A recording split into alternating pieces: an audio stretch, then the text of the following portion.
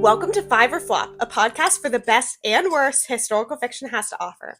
I'm your host, Erin. And I'm Grace, and each week we'll be reading a different historical fiction book to see if they're a five or a flop. Wait, Grace, before we introduce the theme for season 6, I think you said something wrong. You're right, Erin. We're not reading books this season. We are reading plays.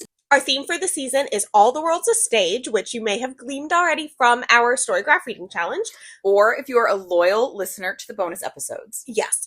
But we are reading different historical fiction plays to see if they're a five or a flop. And actually, thank you to one of our past guests, Elizabeth, from last season, for giving us the idea with the Revolutionists. Yes, so we have done this once before. We're fully prepared. We're ready to go.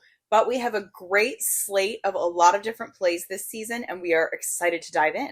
Now, before we get started, I think we do have to add something as a disclaimer up front, kind of like how we added a disclaimer up front when we did Reading Rainbow. Yes. We had some difficulty when we were selecting the lineup for this season in terms of what we were able to access for plays. Yes, they are on average harder for us to get than a standard novel. Yes. So they are primarily American or European. This is also a result of, countries all over the world do stage plays and, in-person performances very differently. Not everything is going to have a written book that we can read with it. And if something is more modern, it's oftentimes not yet published as something you can purchase unless you're buying the rights to perform it. Exactly. Which we are not doing. Although I wish we were. Anyways, maybe that'll be a fun question for the end of the season. Which would we like our friends to perform the most? We could cast all of our past guest hosts. Oh, that would be incredible. That would be so incredible. We'll write that down. Jot that down for the bonus episodes. But yeah, so this is a season I'm really looking forward to because, a little disclaimer about me, I have always really struggled reading plays and comprehending them as I read them. Something about not having the visualization of what's happening makes it rather difficult for me, so I'm excited for this challenge. Well, and that's also to the benefit of what we're talking about today for our season premiere, because we did have the benefit of seeing a live production. Oh yes, we are starting out with a banger that we got to see in person. And banger, that's not a spoiler for five or flop. That could mean anything, really. Yeah. But we got to see 1776, book by Peter Stone, music and lyrics by Sherman Edwards. And we saw it live at Ford's Theater here in DC, which kind of the perfect place. Yes, so most of what we're going to be reading are plays. We have a couple musicals this season. Yes. This is one of them. And also, we're going to try and see live or watch a recording of as many of these productions as we can. It's not going to be possible in every instance, but we're doing our best. Actually, there's been a couple that I've looked up on the lineup, and I believe I've texted you twice when it's happened, but it has been a few more than that have either played somewhere near us last year or just ended their run very shortly before we started recording. It's very five or flop phobic, as you would say. Exactly. But we really, we didn't luck out with 1776. We timed it specifically. Yes. But before we get in, we've had it's felt quite long season break, but it's always the same amount of time between season breaks. We've had a normal season break. Yes. So what have you been doing? What are you looking forward to now that we're back? Well, this past weekend, I just attended Adams Morgan Porch Fest, which is something that you have done, not this year, but in previous years. Yes. And it got way worse. It was too crowded, I saw. It was too crowded. It got too popular. And also, the speakers that they provided to the bands were not of quality. So there was live music. It was hard to navigate to it. And then once you got there, if there was a singer, there was not. You could not hear them. I think probably, I hear you completely on the speakers. I think there's a little bit of beauty in it being too crowded because I think that's kind of a sign of DC very much coming together as a community after the whole past year with the National Guard and everything. That's very true. So I understand the complaints about too crowded because those streets are pretty narrow, but there's a little bit of nice community in there. Who are we as a people if we're not going to shut down a public road and get drunk in the middle of it? Exactly. Well, I was not at Porch Fest because my family was here visiting my mom and my sister this past weekend as of recording. And actually the same day as Porch Fest, they had the non-EU embassies open. So the two genders, Porch Fest and Embassy Day. Exactly. The two DC genders. So me, Santiago, and my mom went to the Colombian embassy. Actually, it was at the ambassador's house, but the Colombia event, of course. Okay. And then we were going to go to Jamaica because they were giving out coconut water, but like in the coconut. Ooh. However, the line was like double wrapped around the block for that one. So we went to Botswana. Okay. Which they had really good like food samples that they were handing out, and we bought 2 hand-woven baskets. See, the food samples are where it's at, especially for a place like Botswana where it's like, I am not familiar with the food culture. Mm-hmm. I would love to be presented with a little delicious hors d'oeuvre. And also it's like some embassies are going to drive less traffic. Like obviously Jamaica was going to be crazy. Oh yeah. But Botswana, like if they don't have maybe as many people coming, and the line was significantly shorter, like they're more able to do that. And I think that's great. Mm-hmm. Well, another thing about being on season break is I always feel like entering season break, I'm like, wow, now I have so long to read whatever I want. The world is my oyster. And that feeling goes away very quickly when I realize we have to start prepping these in advance or else they're not going to go out on time. Exactly. But also at the same time, it's like, at least with the pod, this sounds bad, but it's like, I have to read these books. I don't have to pick. Yes. It's true. It's not decision paralysis. There's no pressure. Mm-hmm. So, with that in mind, during your free time, what were you reading? I actually had an ample amount of pressure on me while I was reading during my free time. And that is because I read The Count of Monte Cristo, finally. A big one. And this was a book I put on hold immediately after I got laid off in January, thinking, I'm going to be laid off. The job market's really bad. Like, I need a long book. It's going to take a while.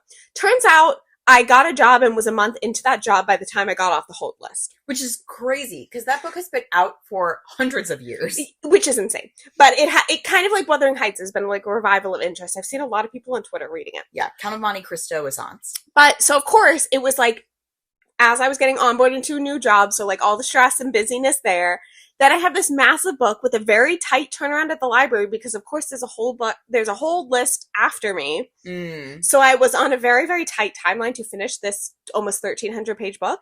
I loved it. It was phenomenal. Breezed through it. This was actually Jen's other suggestion for last season. It was great that we didn't pick it in that it airs too close to contemporary. Okay. I don't think it would have met our stringent regulations that we, now uphold after 7 Little Australians. And we didn't even look at it that closely. It just got smacked down immediately in favor of Gone with the Wind. Yeah, but in terms of having only one long book.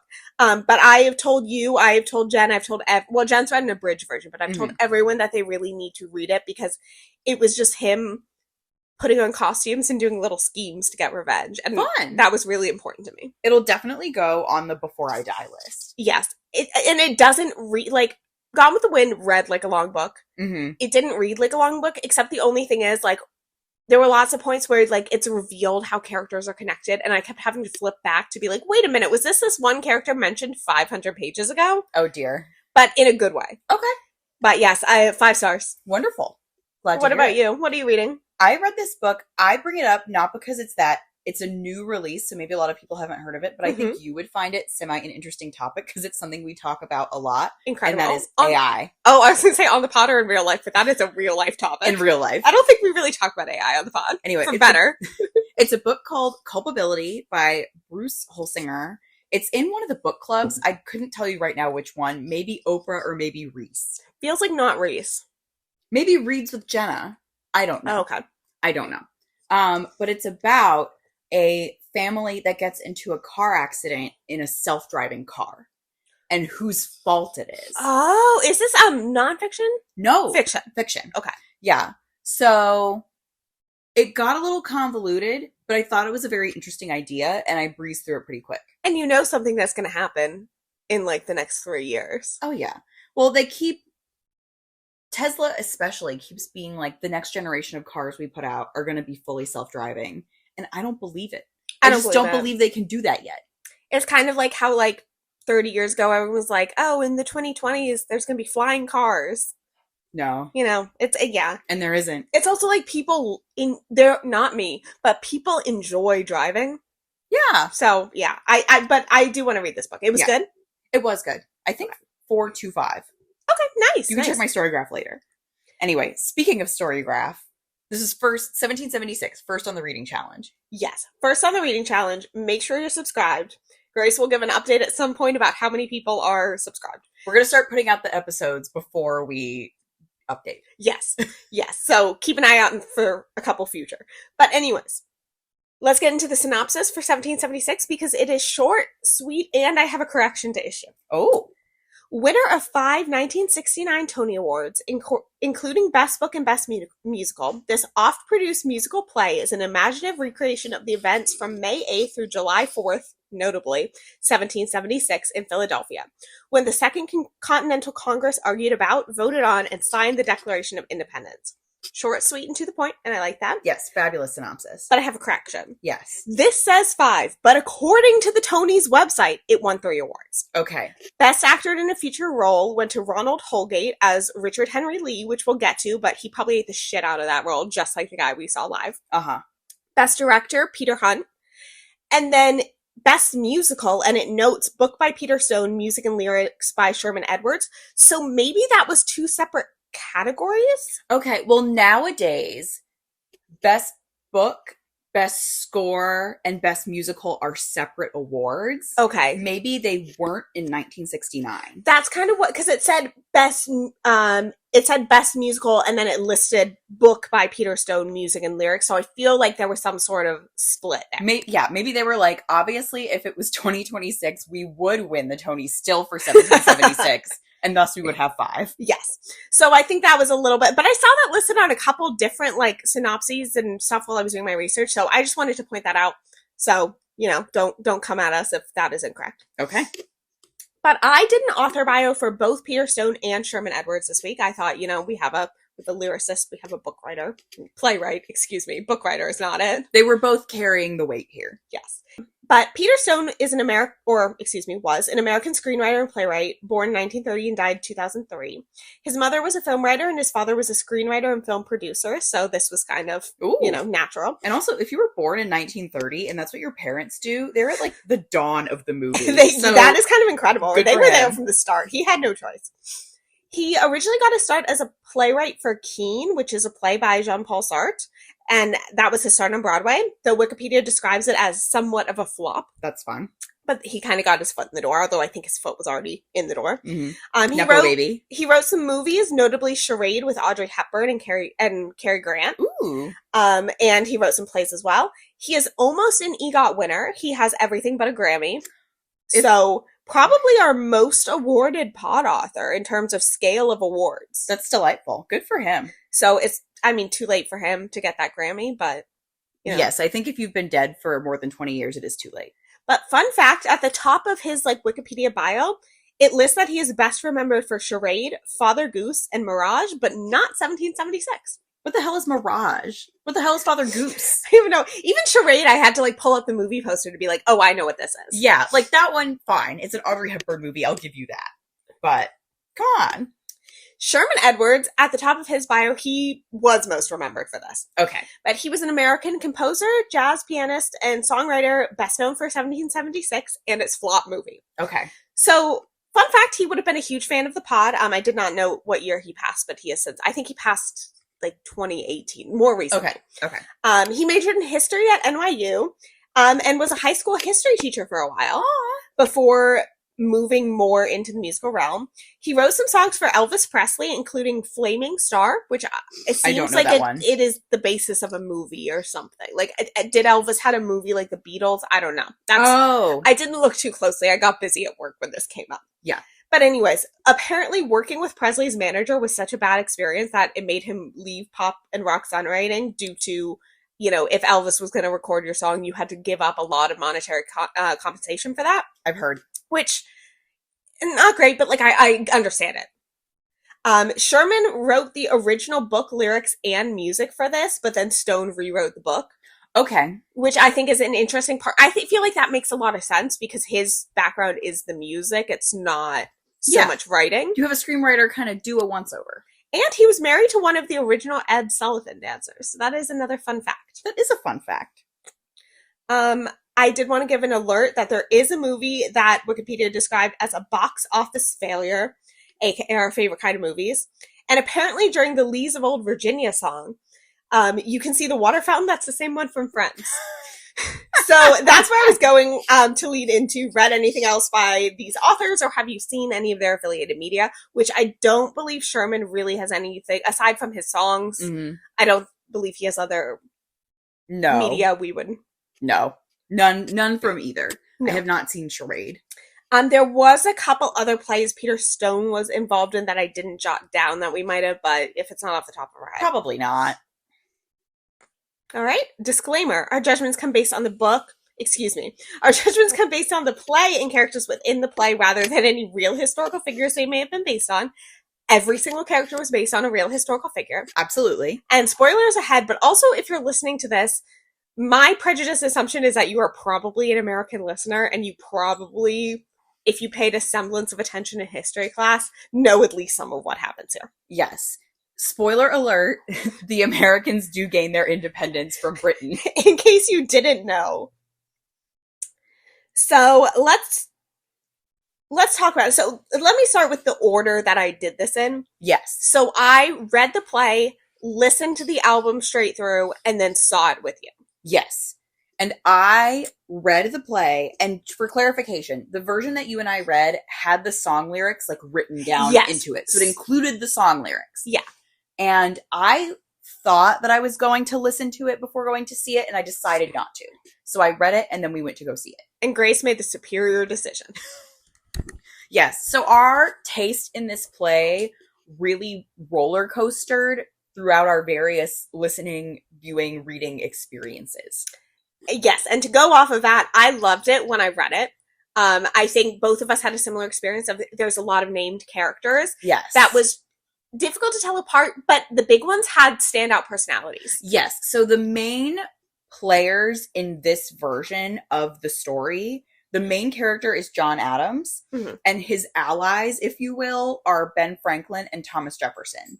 And there's a few other characters who get songs or are otherwise kind of notable. We also already talked about Richard Henry Lee. John Hancock doesn't have a song, but he's like a notable figure, etc. So you can't really tell apart easily when you're just reading it who is who, because there's so many people. It's not really necessary. They emphasize kind of who does what and is important in what way. It's very easy to understand it when you're watching them because everyone sits where their state sits. Yeah. And so you're just like, those are the guys from South Carolina. Exactly. But even reading it with the main characters, it was very easy for me to tell them apart, and I enjoyed that. And then I really hated the album when I listened to it. It dropped my rating down really low. But then seeing the songs performed, I loved it again. Yes. So I liked it when I read it. I wouldn't say I loved it, but I liked it. Mm-hmm. But the performance definitely upped the quality of it. And that's saying something because we saw this on a Tuesday and neither of us were particularly excited to go. Well, some background context is that if you went in person the day of to buy a ticket, they were only $17.76. Great gimmick. Great gimmick. Probably it doesn't really bode well for how easily you're able to get a ticket day of. Yeah. And only on weekdays. Only on weekdays. And then also we had our friend Sarah, who was in a production of the show, tell us how much she hated it, which I just assume she was probably not enjoying the production she was in. Yes. But I was nervous. Granted, if you're in like high school or college or whatever, first of all, if you're a girl and then they say, we're going to do 1776, I get not being that excited about it. Because there's two girl parts. And actually, I have to remember to ask her this later. I don't know if she did it in college or high school, but I know she went to all-girls high school. So that would have... Oh, so did they just have... That would be slay.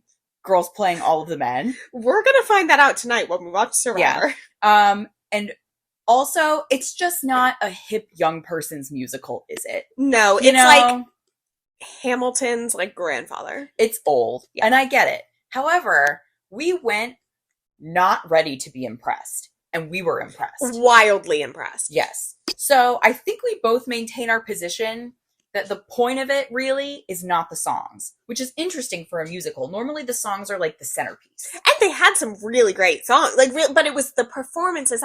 Like the song about, Lee's song was just fun. Yeah. And the song about slavery, which was not fun, but it was so powerful. Oh my gosh. No. It's one of the later songs. It is quite towards the end because kind of the climax of the whole issue. The play is centered around John Adams is the main character, and he is trying to get the Second Continental Congress to vote for independence. I guess we should have started with that. People get it, you know. They hear Second Continental Congress, they're like, yeah, whatever. But John Adams is trying to get them to vote for independence. And it's the process of them, like, slowly getting all the states into their corner. And the final hurdle is South Carolina saying, oh, you've written in the Declaration of Independence that America will be opposed to slavery. We won't vote for this unless you take that out. Which historically, obviously, we know that they did, because we continued to have slavery for another 100 years. But he gets up and he sings this bone-chilling song about how the North is complicit in slavery by taking the money and selling, like, the products of the South. And unfortunately, he is making a very true and accurate point. Yes. And so, like, the lights go dark and he's standing on a crate and he gets louder and louder. And we were both just sitting in our seats, like, so spooked. And he has this deep, haunting voice, this actor, that we thought so good. Yes. Like, we would never listen to this song, like, on Spotify. No. But it was actually quite weird when I did. I didn't enjoy it. But it was like an art piece. So obviously when I read the lyrics to this song, I didn't enjoy it. Now, granted, like, I wasn't offended. I'm like, this is a historical point that this play is trying to make. I'm not saying that. I'm just saying my reading experience was unpleasant. Oh, yeah. And the viewing experience, I would not call pleasant either, but it really was necessary for the story. Mm-hmm. So there were some good songs. There were some catchy ones. I actually really liked John Adams' like 11 o'clock number. Oh yeah. At the end, like that's the night before the vote, and he's like, I see this vision so strongly for America. It was a very patriotic song, but it was very good. So yeah, like there is a lot there that's the songs kind of support the narrative rather than the other way around. Mm-hmm. Which, agreed, is kind of rare for a musical, especially nowadays. Yeah. And, like, the climax of the musical was not the song. Like, John Adams' song was the last one, and there was, like, 20 more minutes of play left.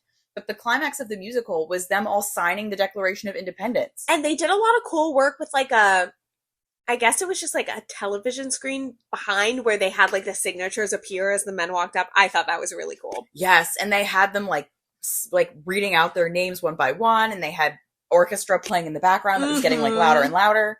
They did this thing. I don't know if this is just how Ford's decided to do it or if this is like standard staging. But at the beginning, they had people coming out and walking around the stage dressed in like normal modern clothes, looking at everything like it was a museum exhibit. Which really performed well in Ford's theater. Absolutely, because it is a museum. Yes. And you and I were worried for a minute because we were like, if they aren't doing old-timey costumes, we're going to be so mad. But then, you know, slowly, like, they trickle in. And the thing is, John Adams' like shoes are front and center. So he comes down, he puts on his shoes. And then at the end, as they're signing the Declaration, the museum visitors start weaving back in. Yeah. And like John Adams signs the Declaration and then he comes down to the front and he takes off his shoes. It was just very good. I don't know. Good. But yeah, all of that was set up and paid off with no songs. Yes. Absolutely. And that's something you wouldn't get from the book. And I'd be interested to know if it was always staged like that. I feel like that could have been an interpretation. It could have been. It didn't say anything like that in the version that we read. Yeah, so I would assume it was, but that's what I thought. Something we mentioned on briefly was that John Adams was the main character. Yes. And he is. So he's the one really pushing for independence. He's not the one who, he knows if he, so the whole thing about him is that they all hate him. He's very obnoxious. And it's so funny. This is one of my favorite tropes. Is like when your main character is like super endearing to you, the audience, and then everyone's like, we fucking hate this guy. We hate him so much. And so the thing is, he's like, I know if I propose independence, they're all just going to shoot it down. So we have to get Lee from Virginia to promote it instead. But that's one of my favorite tropes is just like the really likable character. You see have this like loving relationship with his wife, and like he's so committed to the American cause, and everyone's like, can you get a load of this guy? Oh my gosh, no. And the funniest thing about that is, I think it's just true that John Adams was just, like, so annoying and no one liked him. Oh, we'll get there in historical accuracy. Because whenever there's media about him, like, no one ever likes him. Like, when I was in high school, we had to watch an episode of this miniseries about John Adams. It was the same thing. Oh my god, I think we watched that too. Yeah, with Paul Giamatti. Probably. Yeah. He was, like, a one-term president, famously. Like, all of that. So it's, like, that's so funny that they're not even just, like, making this up for the point of the show. But no, then they had like sections of him kind of like talking to his wife. Like it would be them writing letters to each other, but both of the actors would be on stage. And they were so nice and sweet because he would be like, Abigail, I miss you. Like, I need your advice. You give me strength. Like, no one likes me here except you. And the whole time she was like, our children are dying again. Our farm is failing. You have no money. It's so good. I loved it. I had such a fun time seeing it. I thought Franklin was really fun. He was like older and kind of just like fell asleep the whole time, and I liked that. Kooky and saying his own quotes. And... Thomas Jefferson. I wish I could paint a picture here, but I really liked his costume. It was like this beautiful blue color. He looked very handsome in it. He was wearing a very bright outfit for sure. Yes. I definitely feel like if that guy had been born like 10 or 15 years earlier, he would have been so well set up to take on like the twee kind of guy that every girl used to like how like Blaine from Glee. Yeah. He would have been like one of the guys on New Girl. Oh yeah, and the guy who played Lee would have been on Glee. Oh, absolutely. Absolutely. But I thought this production was cast very well as well. It was cast well, the costumes were fun. Because another thing is, with all of the men, there's, I don't know, maybe like 15 guys in the Continental Congress. They were all dressed distinctively. Mm-hmm. Like, and I'm not saying like, oh, they were wearing bright colors, or they were all just styled differently enough that you could remember and tell them apart who they were. Oh yeah. Like they made it very easy to follow through the staging and through the costume design. Absolutely. DC, great place to see this. Oh yeah. I think that there probably could not be a better place except maybe Philadelphia. Like you just feel the crowd goes wild when they sing Philadelphia. Oh, I'm sure they do. But like, it's just full of patriotism, you know? Especially as you're sitting in the Ford's Theater. Yeah. But what's also funny is that this time of year in DC is when all the middle school tour groups come to visit. Oh, so yes. The first 3 rows were all middle schoolers. Yes. And at first we were kind of like, well, we'll see what happens here. They were very polite. Oh, of course. They were not rowdy. But one thing we have yet to mention is there's a bunch of sex stuff in this play, which you might not have guessed from the subject matter. And not like sex acts on stage, like sex jokes. Sex jokes, yes. Which you don't see that much in Old Broadway, so I liked it. I thought it was funny. It was like quaint and like lighthearted enough to get me to chuckle. Like the biggest example of it was the subplot where Thomas Jefferson gets tricked by John Adams basically into writing the Declaration of Independence, even though he's supposed to go home and see his wife. Yeah. And, you know, like, see his wife. Wink, exactly. Wink, nudge, nudge. And he just, like, can't do it, isn't getting it done, is doing a bad job. So John Adams is just like, fine, I'll bring your wife here, and you can have a couple days seeing your wife, wink, wink, nudge, nudge. And then you can write the Declaration of Independence. And it works. So, good for John Adams. But as you said while we were there, I know those middle schoolers were being so annoying to their chaperones by talking about all the sex stuff on the bus home. Exactly. Like, the guy who we've mentioned a couple times who plays Lee from Virginia, he gets one very silly song about how important his family is. Mm-hmm. And there's specifically one line about, like, how the women of Virginia all have a great bosom. Mm-hmm. I know they'll be quoting that for years. Crazy. God, I hope it wasn't a Virginia school. Even better if it was. But no, a Virginia school. I mean, I guess they could bus in and bus out, but they wouldn't need to stay overnight. Exactly, you know? Exactly. Yeah. Overall, I enjoyed myself. There were 2 songs that I actively did think I don't like this one. Well, tell them both for the pod, but I'm curious to know what your second one was. I've already told you I did not like the Martha Jefferson song. I liked when she said hi, that part. That was the only part I liked. Yeah. I thought that was a nice, like... Yeah. Which was, she was singing about how she was, like, loves Thomas, which is like, okay, good for you, but, like, the song's not that good. And then the one that the conservative men sang about being conservative. That one got cut originally from the Flop movie, but they added it back in. It's not even good. Why are they adding that one back in? I don't know. But it made me laugh because they're like, we're just going to keep getting more conservative. I'm like, yeah. It's just a slow song. It is, yeah. And it comes kind of late in the show for telling you what you already know. It's kind of the opposite how when we went to see Bad Cinderella, you were like, I thought Bad Cinderella was going to be like the 11 o'clock number, but she comes out and sings it like immediately. It was the opposite. It's the opposite of that. Like, it would be one thing if they came in for the first time and they sang like, we are the conservatives and we hate independence, because then you'd be like, oh, you're presenting me with new information. Yeah, that's a good point. But you know it by then. That's a good point. Yeah, I didn't love that one, but it did make me laugh because I'm like, wow, this is reality. It also was funny trying to watch the choreography because the lyrics of the song are like, we move to the right, like never to the left. But obviously, if you don't move to the left when you're dancing, you're going to walk off stage eventually. Mm-hmm. So they had to just surreptitiously, at different points of the song, go to the left. They would like spin in circles to get back where they were and then keep going. Yes. So there was at least that. But yeah, overall, songs were fine. Like, not great. Some of them were good. I think baseline, okay. Yeah. Fun to see. Yes. So if you have a production near you, I would definitely check this out. It might not be fun as seeing it in the Ford's Theater, but yes. We, like I said, we went in prepared, not to hate, but just to, we learned. It was better than the Hamnet play. It was better than the Hamnet play. We went in prepared to love. Yes. And another thing is we went in knowing that the whole thing, start to finish, was going to be 3 hours. Mm-hmm. It came out a little under. Yeah. So first of all, we appreciated that. But I was not bored. It's like I said about Silence. I was prepared to be a little bored at times, and I wasn't. Yeah, no, which is kind of the best way to do it. Yeah. But so I think that's all I have to say. I think it's time for historical accuracy. Yes, and I am excited to hear what you have to tell me about this. So I relied pretty heavily on a Harvard blog, which I have it linked in here if you would link it in the show notes when we upload. Great. And it was called Presenting the Facts, 1776. I believe it was mostly based on the movie adaptation, but it's the same thing. Okay. So everything I'm talking about relates to the play as well. Great. But Edwards and Stone had listed what had been changed as falling into 5 categories. Okay. Because they knew we'd need this for our pod one day. They want to be helpful. Mm-hmm. Things altered, things surmised, things added, things deleted, and things rearranged. Ooh. And things altered and rearranged are kind of the same thing. So I really only think they need 4 sections. But anyways. Okay. So things deleted, I'm just going to kind of move through quickly. Things deleted, some of the lesser known congressmen were eliminated. I think fine. Perfect. Yes. Or combined. Sam Adams was kind of combined. They mentioned him briefly in the play as being like off somewhere. He was kind of smashed in with John Adams. I think that was appropriate as well. Fine. Things surmised.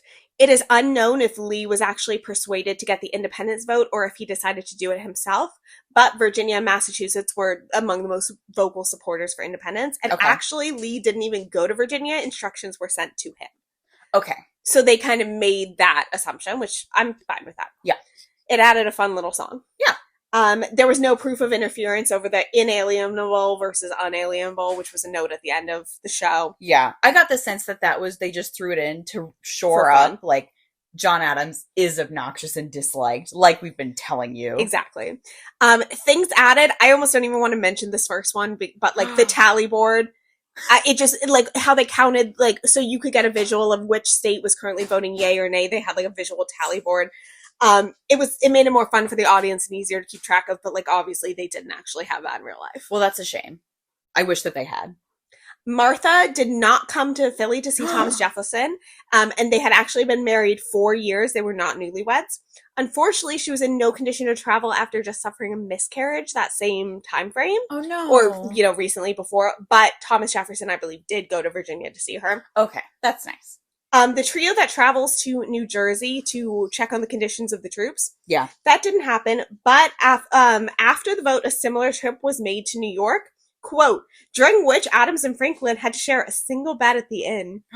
There was only one bed? There was only one bed, and why did that not make it in? Actually, maybe they did mention that. I don't remember. Things altered - rearranged.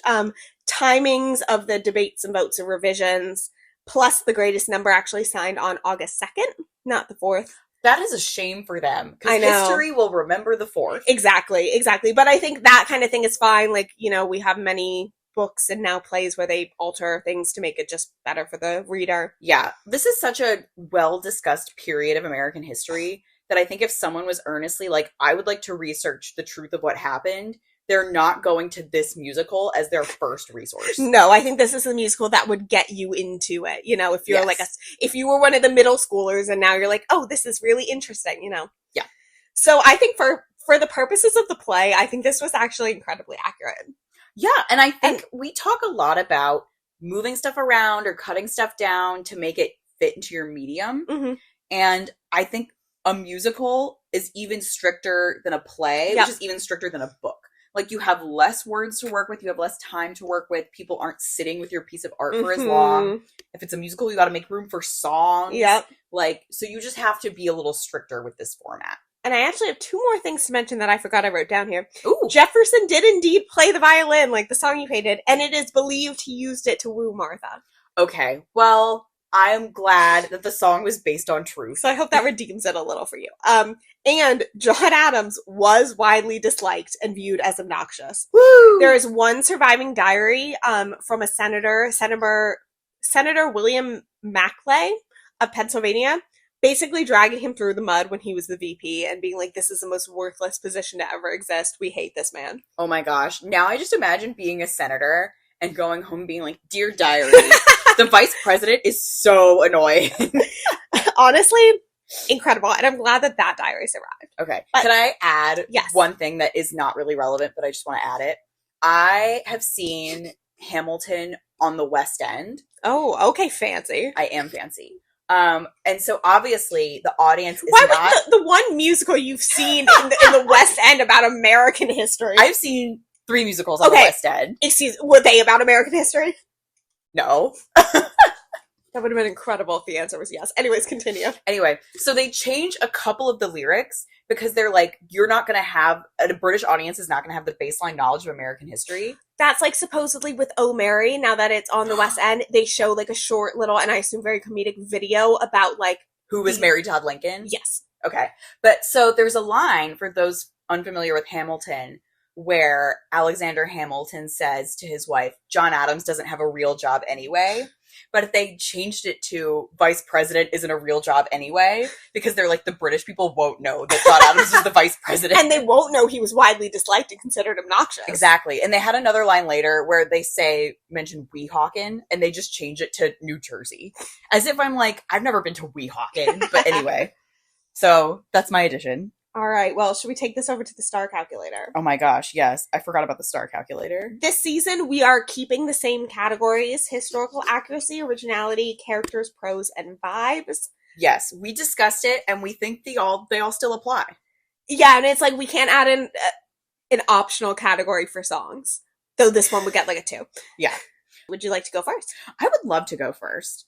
Historical accuracy, I'll go 4. If this was a book, I may have gone 3, but I do think that I'm going to make allowances for the format that they're writing in. Mm-hmm. The medium is the message and all that. And this does seem like it hewed pretty close to history. Yeah. And it, in fact, taught me something about Thomas Jefferson that I did not know. Exactly. I will say, actually, the one thing that I was kind of like, at the end, they used the Thomas Jefferson character to really position him as, like, the champion of freeing the slaves. Yeah, I didn't love that. And it's kind of, and like, granted, he did write the Declaration, so he did write that original part in, but that man, like, he waffled back and forth on that his whole life. I took a class on this, so I know more than maybe the average this person. Was like the one point when he was waffling. Yeah, like the other way. But at some points he was like, we should just send them all back to Africa. Mm-hmm. Or like and then in the play he was like, when South Carolina was like, well, you have slaves, correctly. He was like, well, I'm going to free my slaves. And then he didn't do that. I do think that was probably a thing a lot of people said. Yeah. So, you know, I feel like that's kind of the time. And also they were just like, we're going to pick a character to be the voice of this. I think it should have been John Adams. Because I don't think he had any slaves. No, I don't think he did. Yeah. So he couldn't afford them by the sounds of this play. Yeah, he was broke as hell. So anyway, 4. Okay. All of that 4. Originality.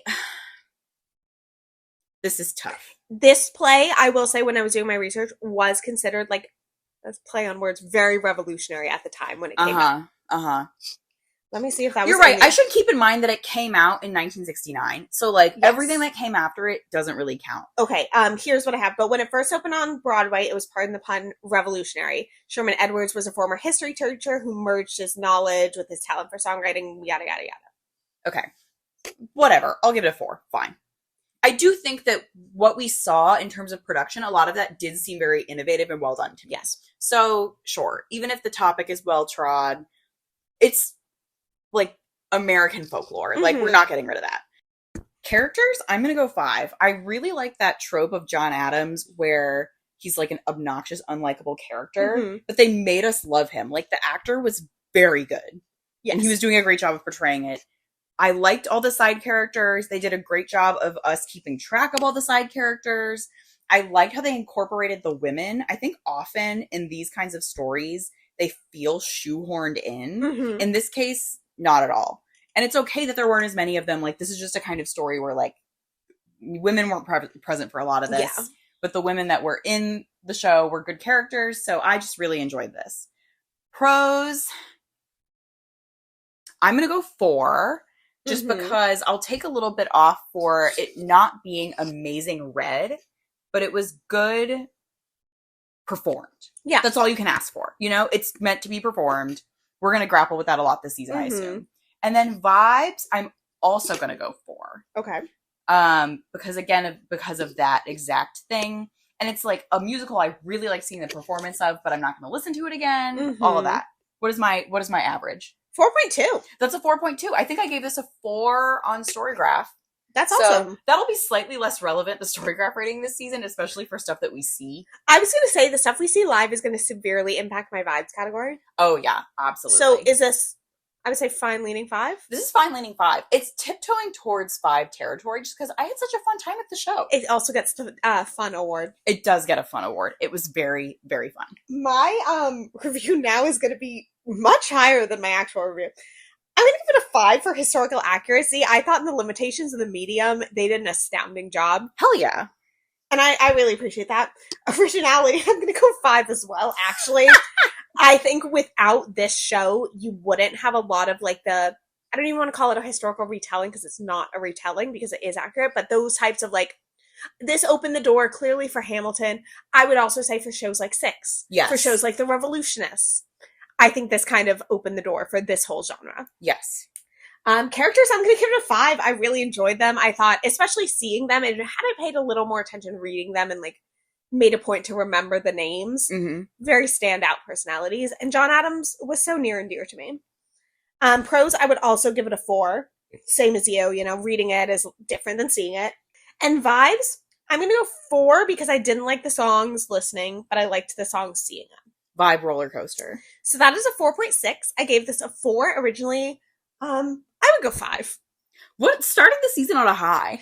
It doesn't always happen.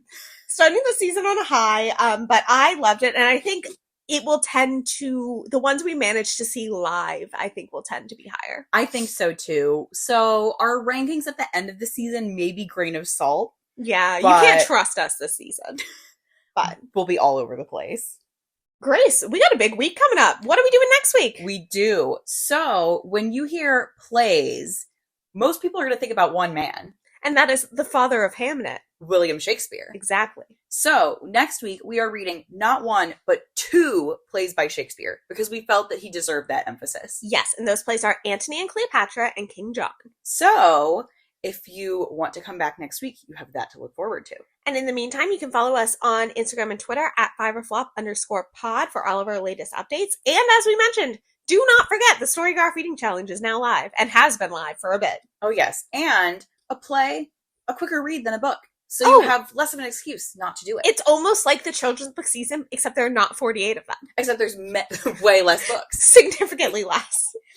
If you have any questions or queries, you can email us at fiverfloppodcast@gmail.com. And if you think there's anything that we should be reading for this or any upcoming season, you can fill out the recommendation form in the bio of any of our social media. Or if you know of any shows upcoming that are historical or just a fun show to go see, recommend those. We'll go. Yes, just tell us. Just send us an email. We love live theater. But until next time, happy watching. Bye.